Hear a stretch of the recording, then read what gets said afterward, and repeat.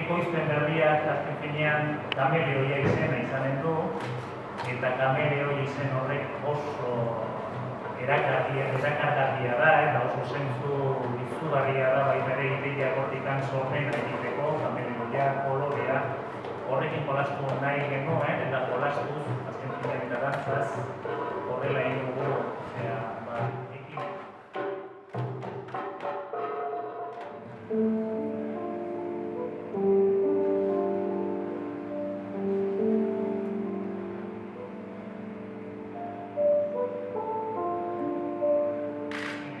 Eta ekimen honekin nahi duguna da, dantza helaraztea normalian oso ezaguna da guretako eta donostiarrentzako oso ezaguna da inguru bat edo biotopo bat.